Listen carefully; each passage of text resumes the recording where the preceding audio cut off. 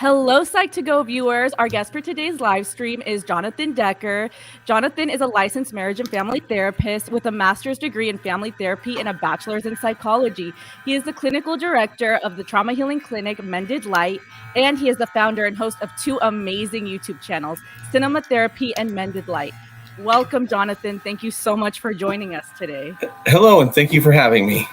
Sorry, if you hear it sounds like my computer is dying. It's a driver issue, but we're good. It goes like just, for about 30 seconds when we start, and then we're fine. See, now it's all in peace.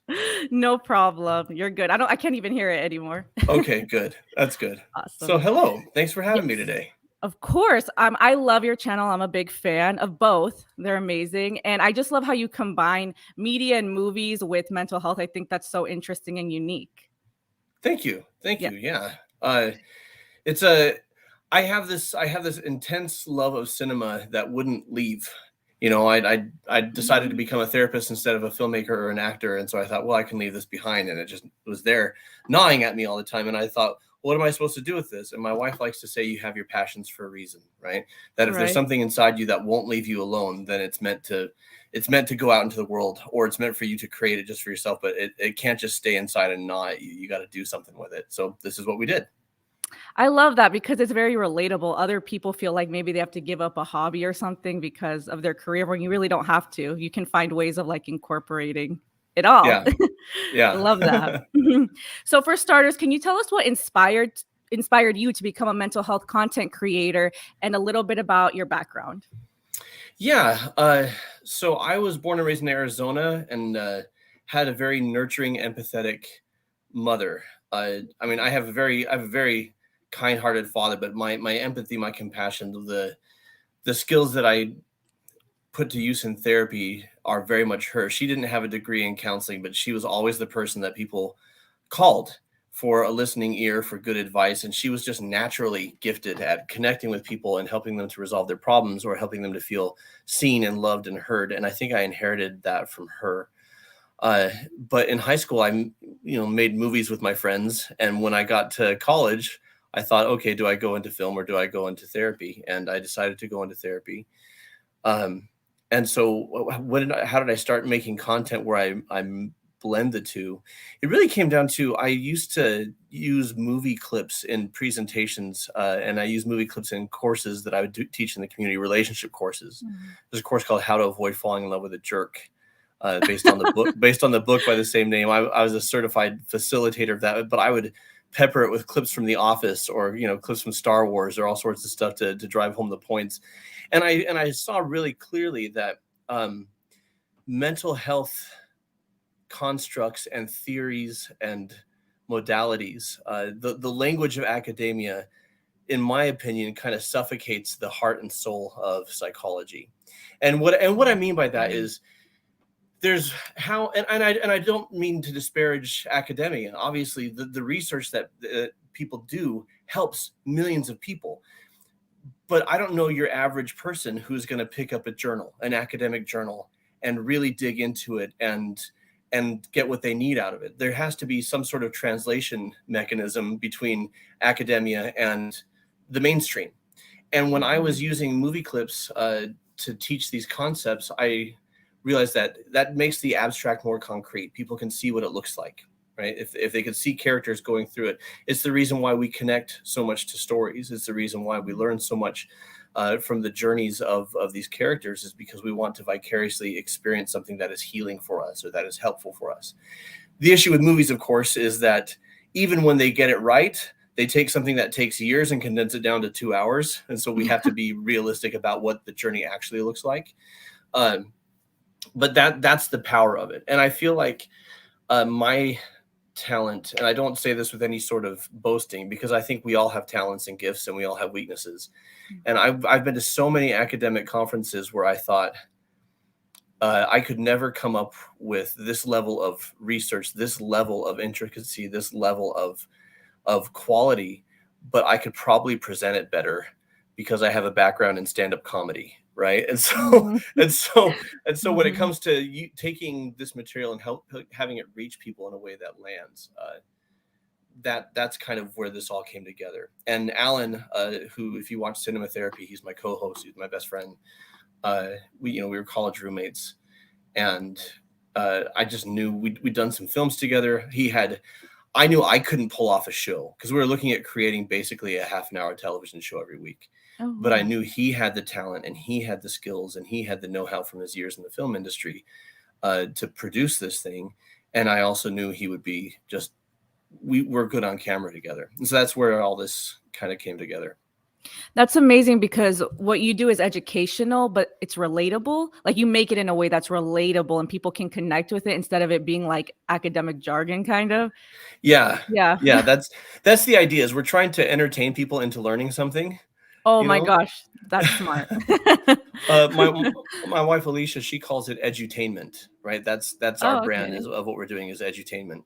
And I grew up with Bill Nye the Science Guy. I grew up with these other figures, Mr. Rogers, these people that you learned things, but it didn't feel like learning. And that's the thing, is learning should be exciting. It should be emotionally involving. It should be applicable in day-to-day life. And sometimes in our quest to be intelligent, we suck the life out of it, right? And so we're trying to put the life back into it.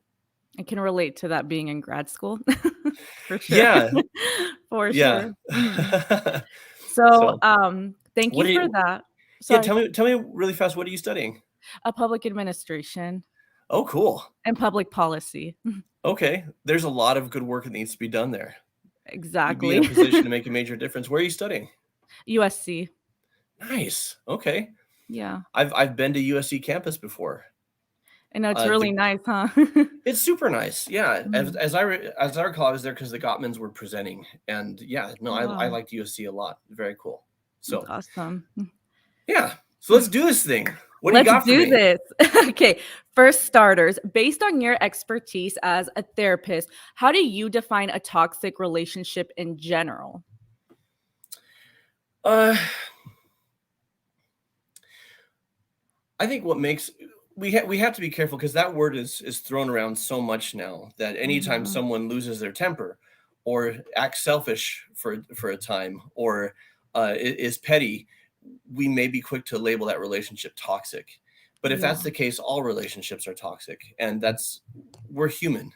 And I think the issue is, speaking of that class, How to Avoid Falling in Love with a Jerk, what's the difference between a jerk and someone who acts like a jerk? It's consistency and degree, right? Okay, yeah. And so a relationship to me is toxic not if it has ugly moments, but one, how consistent are things miserable and prohibitive to growth and prohibitive to what's the word I'm looking for? Self-actualization. And what makes a relationship toxic is, do I feel we get into relationships to feel safe, respected, and loved.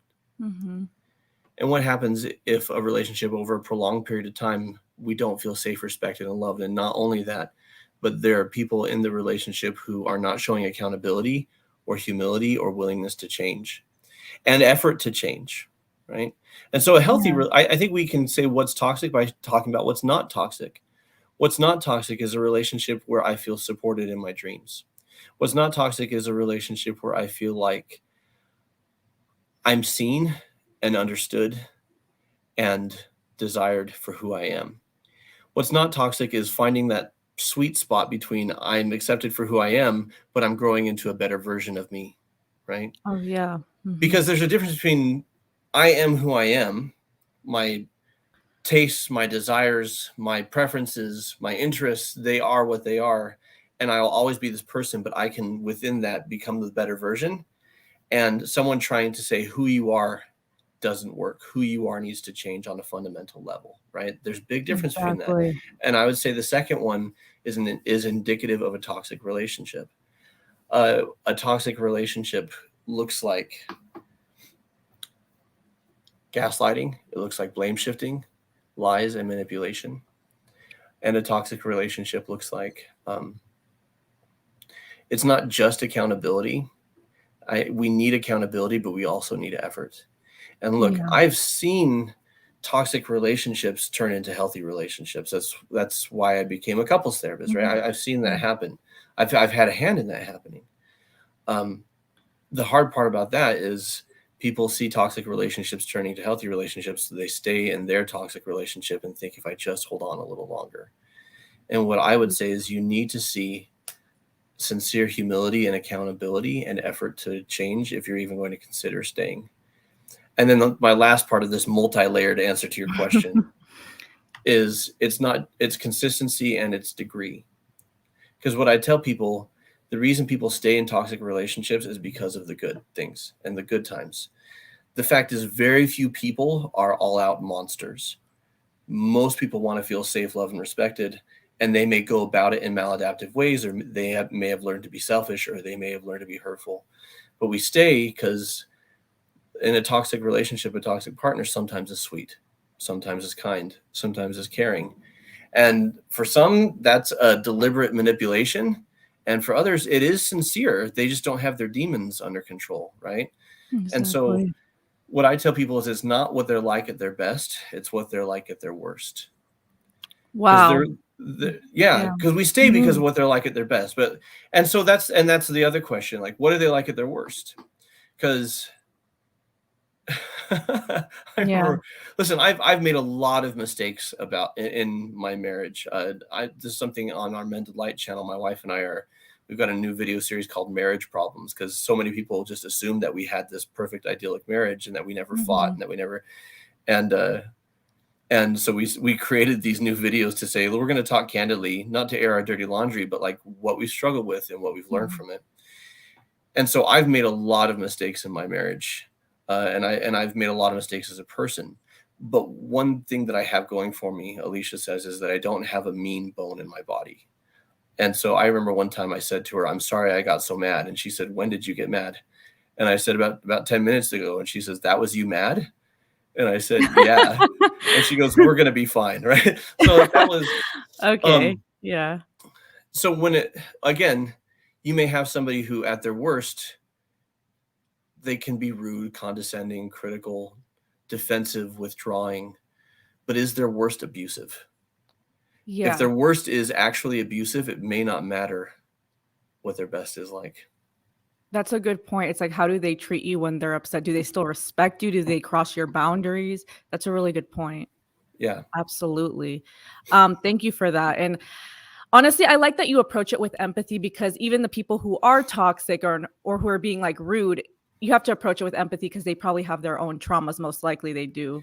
Yeah. And I don't like to label people toxic, even if it's the case, because I feel like that denies with that label, it makes it harder for them to shake it. Whereas it's a lot healthier, in my opinion, to label a behavior as toxic. And I don't like to say, I mean, in cases of abuse, there's good and bad, but a lot of times if you tell a person their behavior is bad, they're going to defend themselves and tell you why their behavior is good. And so I just like to ask the question, is it working? Most people will defend all day what they're doing is right. But if you ask them if it's working, most people can say, no, it's not.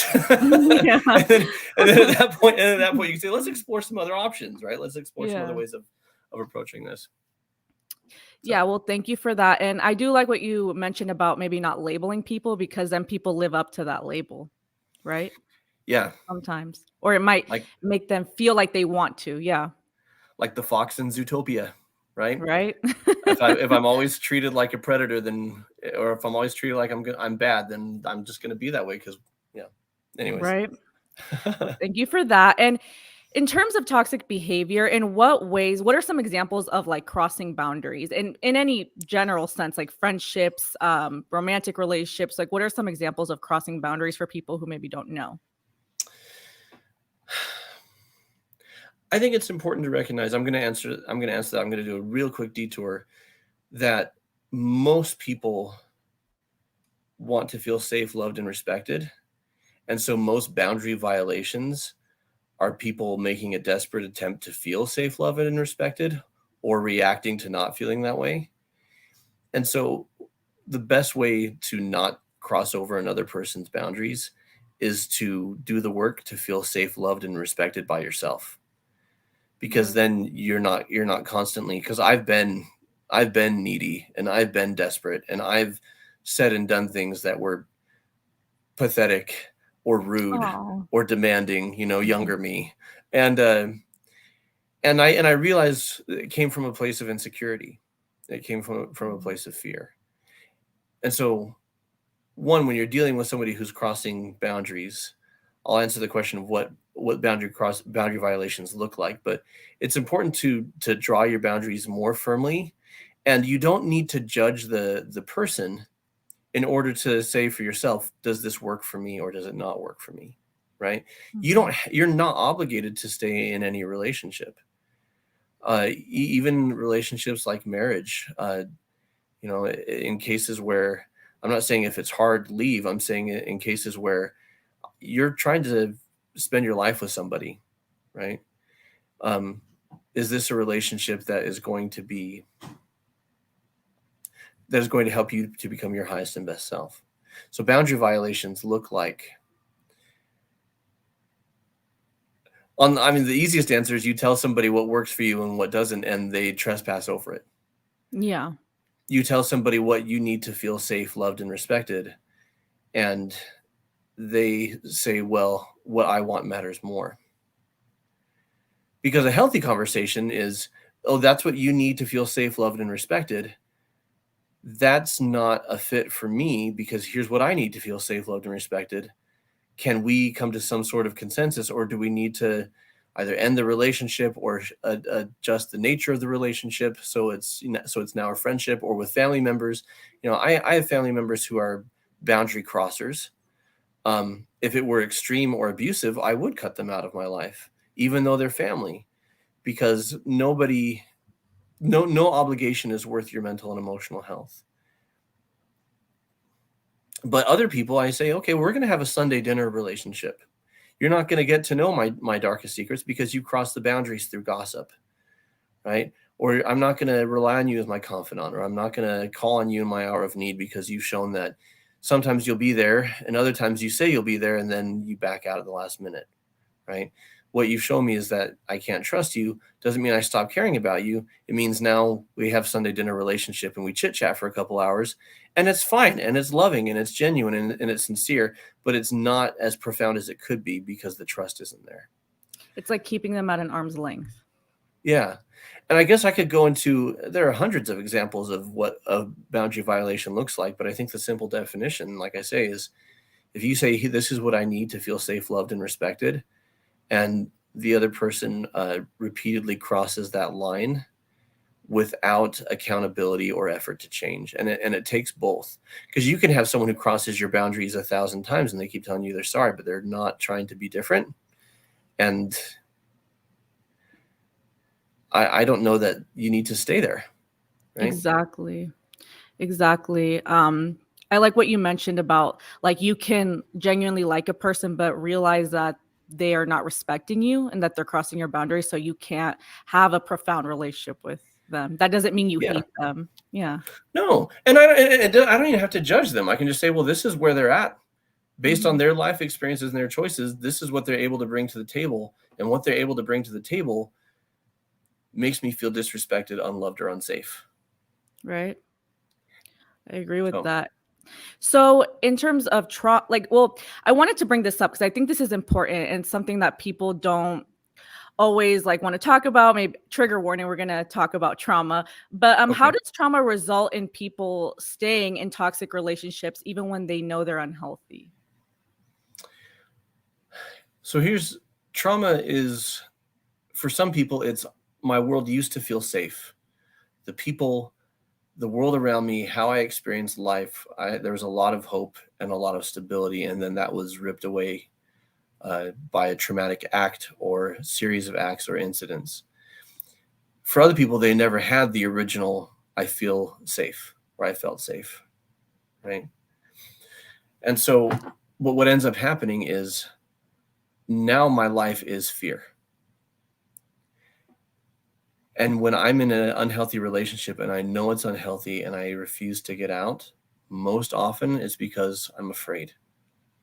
I'm afraid of what the other person would say or do to me if I tried to leave. I'm afraid of what the other person would say or do to themselves if I tried to leave. Or they've got me convinced, or life experience has me convinced, that I can't thrive on my own. I can't survive on my own. I need to be taken care of, even if it's by somebody who is hurtful and cruel.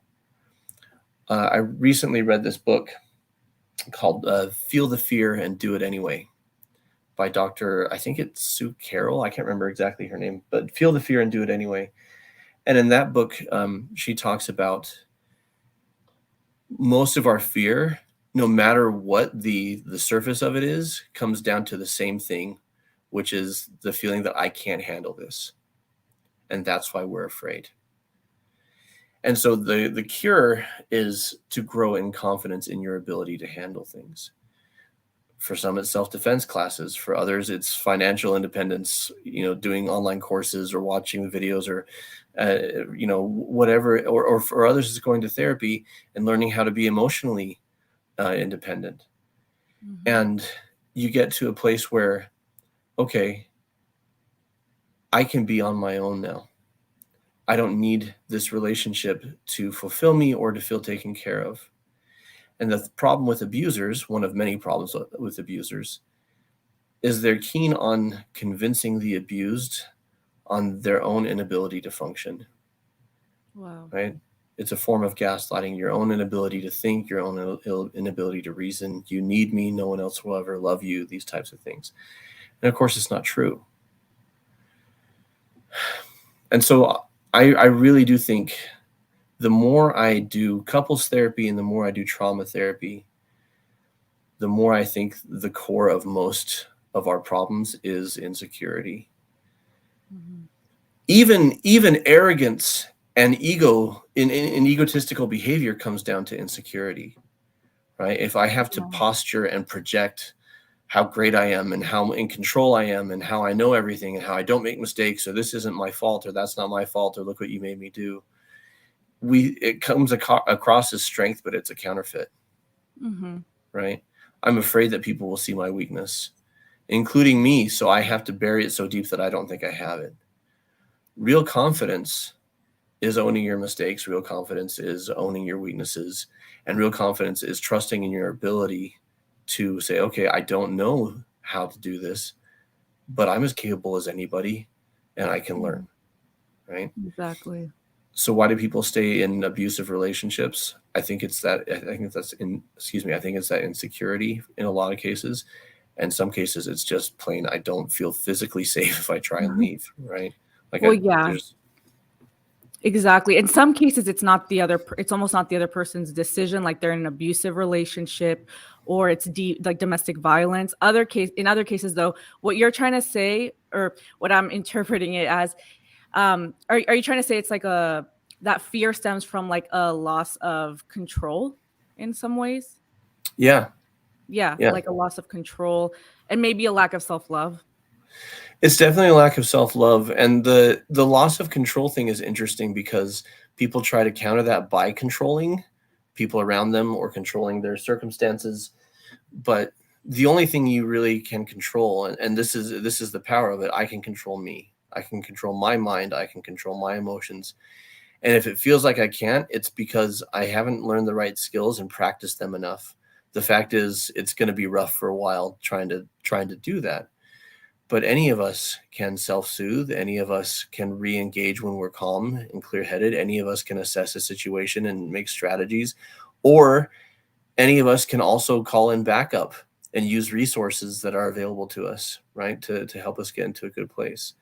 And so that I'm interested that you said control, because we do feel like our lives are out of control, but the solution isn't what so many people do, which is to try and control their life or their environment. It's to control themselves. It's to master themselves. Exactly. So like a powerful tool is having a strong sense of self, essentially. Yes. Yeah. It's like a barrier. Like I know who I am and I'm not going to let anyone break me. Yes. And to build on that, I know my worth, right? Wow. Yeah, exactly. I know my worth. So a lot of people are in abusive relationships because they believe that's what they deserve. They believe they're trash, or they believe that they're lesser, or they believe all sorts of negative, false things about themselves. And what I like to tell people, and Alan actually said this in one of our episodes, so I'll quote him. He says, you're not that special. You're just a sack of meat and bones like the rest of us. And what he meant by that is because in the context, I know that sounds harsh, but what the context was is we all have strengths and we all have weaknesses.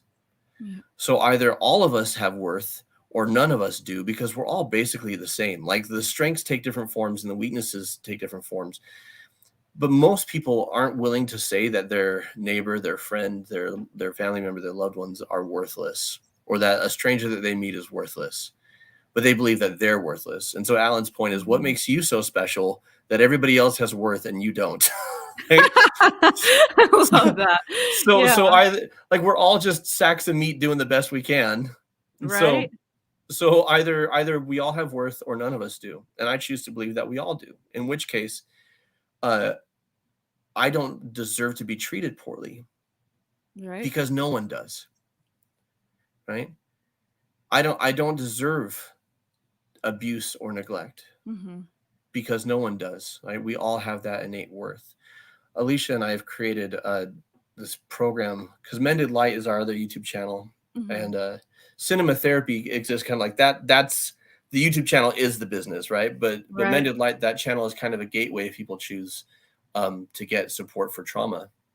And we have a trauma recovery program, and part of that is understanding and embracing your innate worth as a human being, and just how crucial that is to finding your light.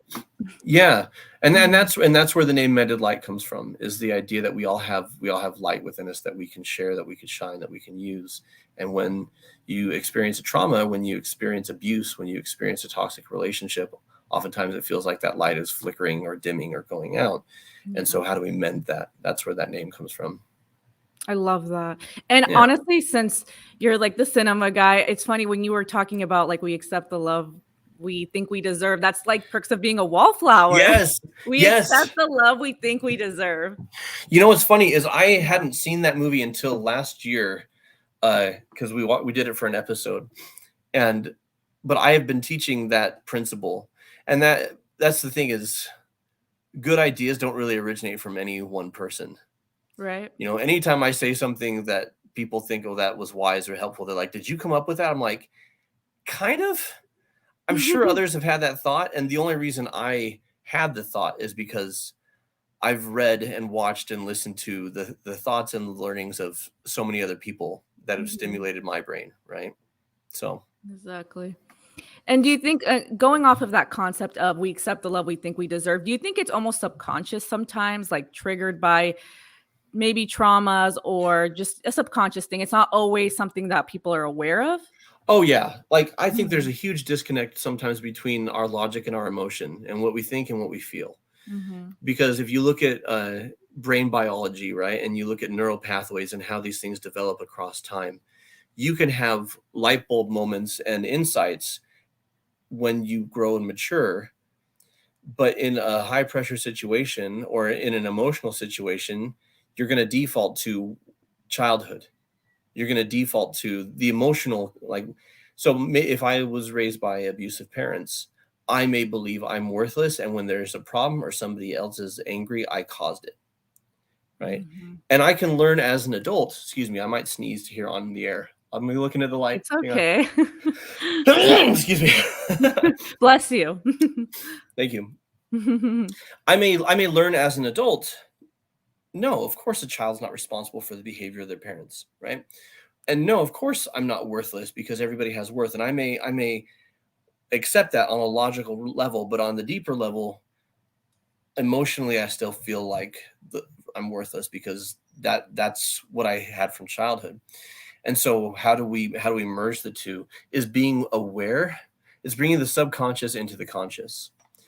Is when you feel triggered, when you feel overwhelmed or flooded or sad or self-loathing, to not just accept your subjective feelings as objective reality, right? Exactly. And so to be able to say, okay, I feel worthless, and that feels 100% true to me. But just because I feel it's true, does that mean it actually is true, right? And to be able to challenge it and say, what am I going to replace that with? I like to compare neural pathways, and and your Psych2Go audience knows all about neural pathways. I imagine in some places I have to explain this more, which is fine. But like, I like to compare them to hiking trails in the brain, right? And the more a trail gets hiked on, the more well-worn it is, the more naturally, in this case, the neurons, but the more naturally the hikers just tend to gravitate that way. And to create a new trail takes a lot of work, and you're naturally going to gravitate towards what was there before until you use the new trail enough that the old one gets grown over from disuse, right? And the brush and the everything in the grass covers it. And it's the same way with our thoughts and with our feelings about ourselves. And so it's not enough to have a light bulb moment in most cases. You have to follow up that light bulb moment with continually shepherding the brain, right, towards the new trail, and towards I had this insight about who I am and who I want to be and my relationship with the world. And I know it's true cognitively, but emotionally, I find myself struggling to believe it. And it just takes practice of deliberate redirecting. And so that's why lists are really handy, like the negative thoughts and the positive thoughts and what you're going to replace with. And it's not just replacing a negative thought with a positive thought, because if the positive thought is BS, then your brain's going to reject it. You have to replace it. You have to replace it with a positive thought that's real. And sometimes the positive thought that's real is, I can be better. Because if you try and say, I'm, let's say I have a problem like screaming at my kids, I could tell myself, well, I'm a great dad all day long. But the brain's going to reject that because it has all of this evidence of these negative experiences. But the positive thought I can replace it with is, I have every power within me to be different. And that's empowering. That is empowering. I agree with that. Like, you have to, and I think that what people need to understand, that a lot of the times having a strong, self-identity and strong sense of self and self-love is a journey. It's a process. Yeah. It's not just something that's like this. I mean, maybe for some people it's easy, but for most of us, it's a process of learning, and it's practice, like what you mentioned. Yeah. And self-love isn't selfish. And sometimes Right? selfish behaviors, we act selfishly in the name of self-love. But what is self-love? It's recognizing that other people matter. If I'm going to be there for other people, I have to be there for myself first, so I have something in the tank. Like just recently, I've started disciplining myself to get up, because I was feeling old and out of shape, and it wasn't the aesthetics of how I looked; it was more just how I felt. Right? I found myself grumpy and irritable and having a hard time focusing. And so lately, I've been prioritizing getting up early and going to the gym. And I tell people, exercise for sanity, not for vanity. Like swimsuit season, whatever. Psychologically, the reason to exercise is so you're sharp, and so you're calm, and so you're at peace, and so and you have the discipline. And just that one simple act has completely changed. It's not completely, that's an exaggeration. It's majorly changed my relationships. It's changed the level of whether I feel resentment towards the people in my life for taking my time, which I shouldn't, because I chose to have them in my life. But if I'm not taking care of myself, their very existence is a burden, which they're not. But you know what I mean? And let me be clear, they're not a burden, but I could feel that way about them if I'm not looking after myself. And the beautiful thing about loving yourself, like truly loving yourself, is it allows you to love others more completely. Wow, that's powerful. Could you say that again for everyone in the room? Sure. Sorry, I've got the air vent right underneath me, and it's blowing dust particles into my nose. Okay. The best part of loving yourself, of truly loving yourself, is it empowers you to love others. It's like a tool to love others more profoundly, deeply, and wholly, right? Yes, because if your life is all about loving others, what I've discovered is sometimes you do that because you want others to validate you or see you as a good person, or you want the kickback of their appreciation or their gratitude. And so it's not genuine, real love. It's kind of selfish. Whereas if I don't need others to fill that need for me, if I genuinely fill it for myself, then anything they give me in reciprocation is a bonus, and it's a wonderful thing. But even if they never do, I know who I am, right? Yeah.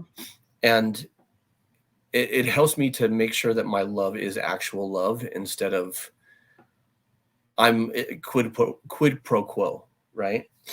So or people pleasing. yeah. This is Exactly. only tangentially related to toxic relationships, but I think it's talking about how to build a healthy relationship. So we're still on Yeah. theme. Absolutely. That's, I mean, the positive and the negative, right? This is perfect. So now we're going to go to the audience questions segment. So the Love first it. question I have is from Sierra. She asked, what's the best way to intervene when someone you love is in a toxic relationship?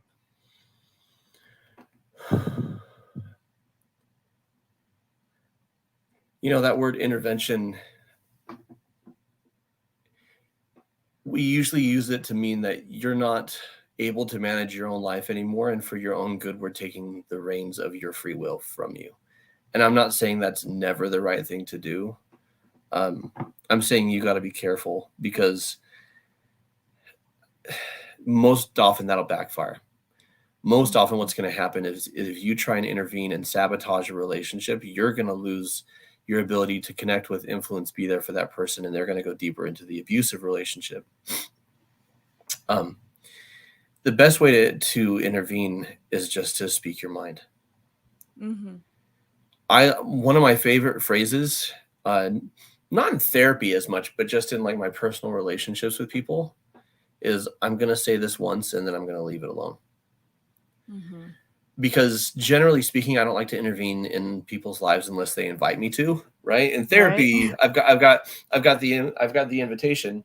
Excuse me, I got a little sniffle now. In therapy, I've got the invitation. In personal lives, it's harder because you can be interpreted as a know-it-all who's sticking their nose where it doesn't belong. Right? Speaking of which, excuse me.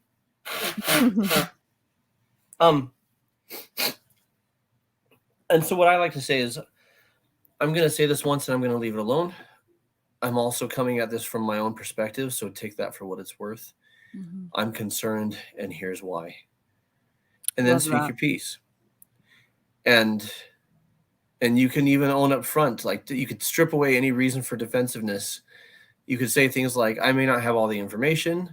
I only have my perspective. Like, things like that decrease and diminish people's need to push back against you, and increase that they're going to hear you. And then I would just say, I want you to know, like, out of respect for you, I'm not going to beat this drum, because you're a grown person. You can make your own choices. I also want you to know that if this ever goes sideways, or if you ever decide, to be done with this relationship, I don't want you to feel like I'm going to say I told you so or give you a hard time. Whether you stay in this relationship or not, I'm your ride or die. Like, I'm here for you. So don't hesitate to use me. You're not a burden. I love that phrase, you're not a burden. I love that, yeah. Because so many people don't reach out for help because they don't want to be a burden. And what I tell those people is, why would you deny someone the chance to love you? Right? That's so true. Because if they're your friend, they want to be there for you, right? If they're a friend or family, like, and by family I mean that in terms of closeness and love, not blood. Because you can have family that's not really family, and you can have friends that are definitely family. Wow, yeah, that's true. I'm blessed to have both, but like, if they're truly family, they want to be there for you. One of the hardest things for me is my mom had a lot of health problems before she passed away, and she kept them from the kids, even a lot of them from the kids, even though we were adults. And I remember that made me so mad, because she wanted to protect us and spare us and didn't want us to worry. And I'm like, we're worried anyways. And we're adults. We don't need you to take care of us anymore. You're denying us the opportunity to be there for you the way you were there for us. I remember I told her this, and then we had a few years where she started to let me know more of all the stuff she was going through, and it was good. Like, even though she passed away, I was glad to have the time to be there for her. So anybody who's watching this, don't underestimate people's desire to be there for you. That's so beautiful, because healing happens on both sides in that situation. Like, you guys were able to heal, but also your mom as well. Yeah. I apologize, folks. I have ADHD, and so I go off on tangents. Don't apologize. No, well, you're giving amazing advice. Okay, thank you. I do feel like I keep straying from the topic because I'm like, oh, this might be helpful, or oh, that might be helpful. But No. when it comes to our YouTube channels, afterwards we film these episodes or we film these videos and then we go over them and Alan has ADHD too, and so our poor editors, like afterwards we're like, yeah, let's get rid of all of this, let's keep this, and it feels more streamlined. But if you ever actually interact with Alan or I, it's a bit more all over the Well, because place. when you're an expert and you're full of advice and knowledge, it can be hard because you just want to put it all out there, right? Yeah. You're kind to say so, and thank you. That is no, there's truth to that. Like, just want to help. Yeah, of course. And so Brianna asks, how do you recognize toxic traits in yourself? I think this is a great question. Okay. And Brianna and everybody else, because I've been meandering, I'm going to start giving shorter answers so I can get to more of the questions. So I apologize. I don't want anyone to feel jilted. How can you recognize, learn about them? So the book is How to Avoid Falling in Love with a Jerk. I taught that course by Dr. John Van Epp. I taught that course in the community. And I can't tell you how many people came to that course because they thought they dated a bunch of jerks. And then they're like, I just realized taking this course that I'm the jerk and I have work to do. So I think learning about the traits, and then here's the really hard one, listening to people when they tell you, because oftentimes they're speaking to the behavior and you're speaking to your intentions, right? And so when someone tells you that you're being a jerk, or when someone tells you that what you're doing is toxic or harmful, you're probably quick to say, no, it's not, because you know that your intentions are quite the opposite. Right? It's like the mother in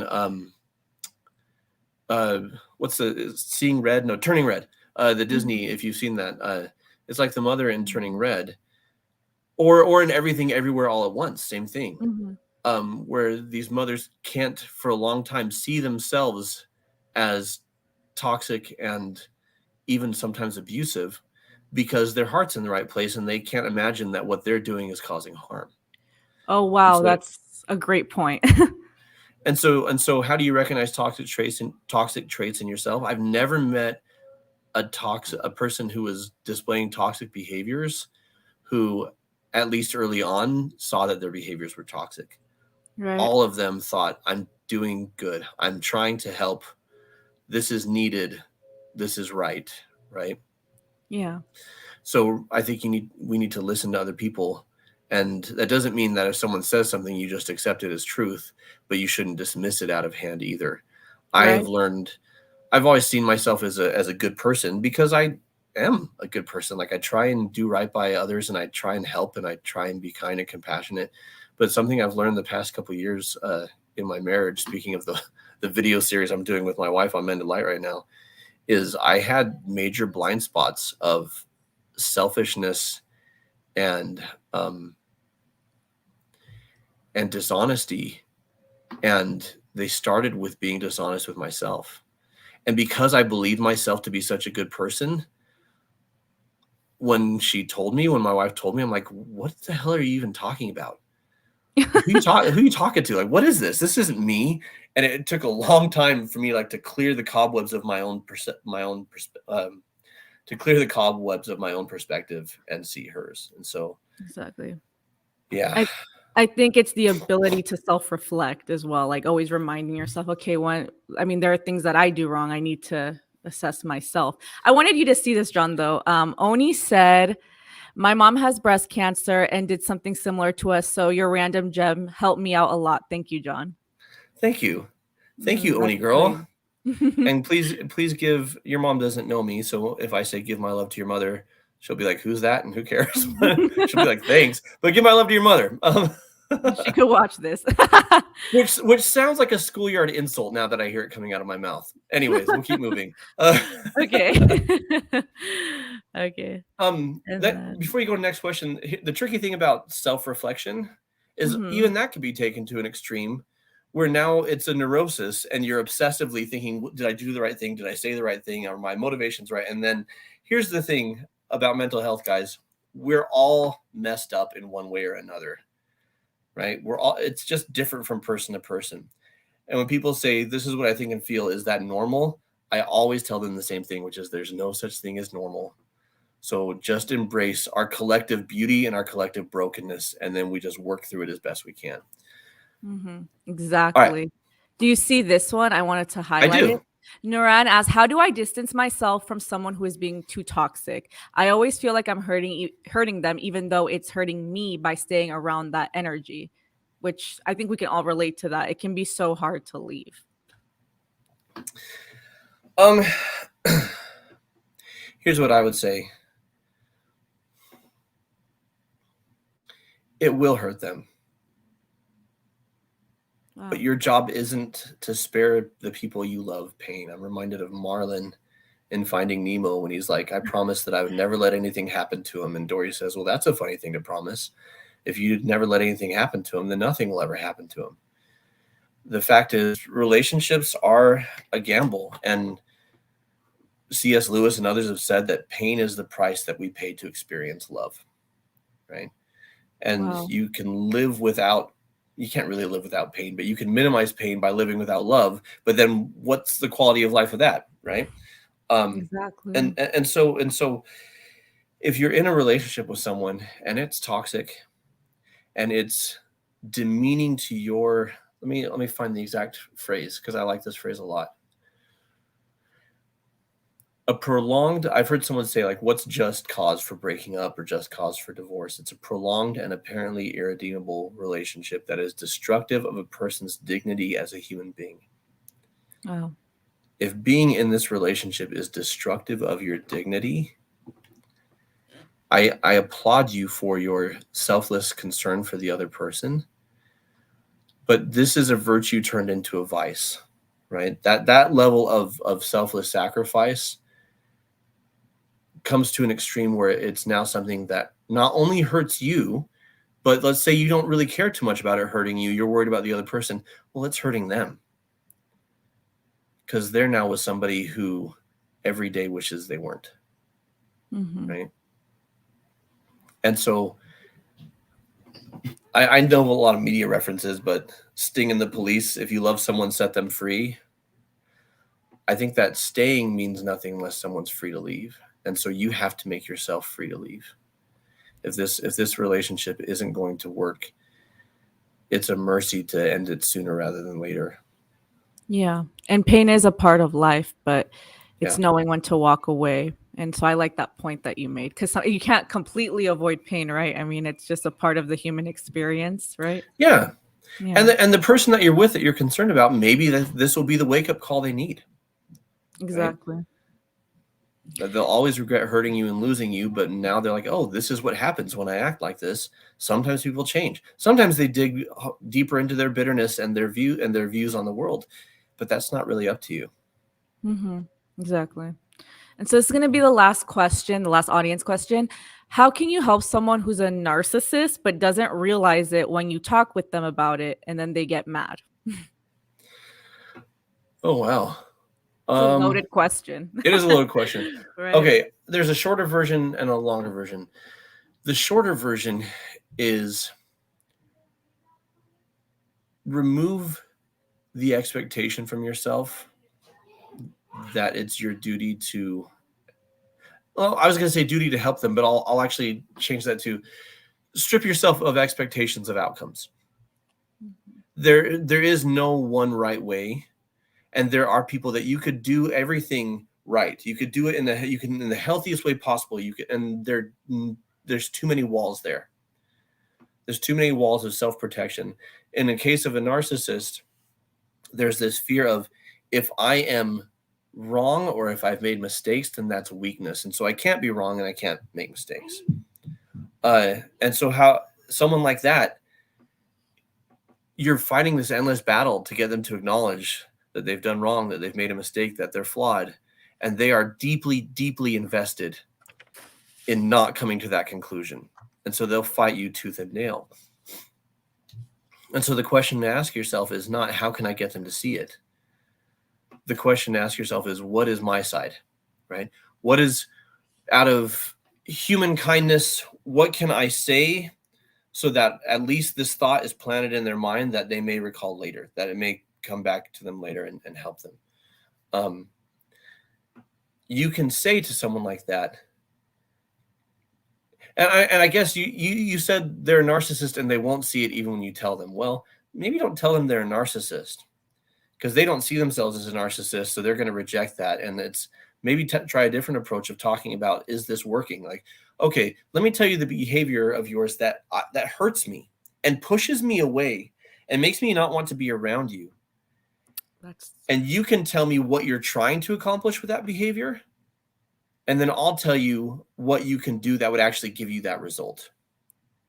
Right? So essentially remove the labels and just discuss the behavior. Yeah. Love that. Yeah. It's more effective. Yeah. So thank you. These are great questions. Yeah, amazing. We have amazing viewers. So thank you for those questions to everyone watching. And so these are going to be the last questions. It's Mental Health Awareness Month. And so I just wanted to ask, since you're a mental health professional, how do we eliminate the stigma around seeking mental health treatment? I think the more we talk about it, personally, not using third-person language, talking about somebody else going to therapy. Here's the hard thing. I can't ask this as a therapist, but I can ask this as a person. As a therapist, I could never ask one of my clients to speak publicly about going to therapy, right? Because I don't have the right to ask them that. Exactly. What I can say is that the people who do, normalize it. Right. Karen Gillan or Gillum, I can't remember her last name, but she plays Nebula in Guardians of the Galaxy. She's also in the Jumanji movies. She did a post recently that I loved it so much. My geeky therapist heart just loved this post. She shared a screenshot of a day that she was filming Guardians of the Galaxy in full Nebula makeup, and she forgot that she had a couples therapy session with her husband, and so she didn't have time to take the makeup off. Like, she rushed from the set, and it was virtual, and so like they scratch out the therapist's face, so but it's her and her husband, and then a therapist with the face scratched out, and she's in couples therapy as Nebula with the makeup. Right? Oh my God! Wow. She's devoted though. She's like, I'm gonna do both. And it's a funny story, but she also said, hey, my husband and I go to couples therapy, and I have no problem owning that before the world, that's a healthy, beautiful thing to do. And there are quite a few celebrities who do that. At Mending Light, we have merch that says going to therapy is cool, like on water bottles and stickers and decals and stuff. I love that. But just the idea of, we don't find shame in going to the dentist. My teeth needed work. We don't find shame in going to a cardiologist, right? But for some reason, when it comes to the brain or when it comes to the heart, figuratively speaking, there's all sorts of shame around that. Like, strong people shouldn't have to go. But I think we're moving past the age of stoicism where you can't acknowledge vulnerability, where you can't acknowledge mistakes, where you can't acknowledge struggles. That's human. And the more any of us do it, like, I've gone to therapy. I'll tell you that right now. I'm the therapist and I've gone to therapy. I'm the therapist and I've needed to work on my marriage, right? Like, life is hard. Emotions are hard. Mental illness is hard. And no one's immune. Even if you called me an expert, like, the fact is it's really easy. It's relatively easy when it's not my life, when it's not my emotions, when it's not my issues. I'm frankly pretty good at what I do. And I'm not saying like I've got this terrible family life or anything like that. Like, I love my wife, I love my kids. What I'm saying is we've all got struggles, and we need to normalize that so that it's not scary to talk about, because people feel alone when they feel like nobody else is going through this, or they think everyone who's going through this is super messed up. And so I guess I'm just one of these messed up people. And that's why I tell everyone to embrace that we're all messed up. It just looks different from person to person. And there's strength and power in vulnerability. And I think people need to remember that. And so thank you so much, Jonathan, for being here. We really appreciate it. Thank you for all of the viewers for asking their questions. And I hope that everyone has an amazing day. Thank you. Thank you. Thank you all. Take care. Thank you.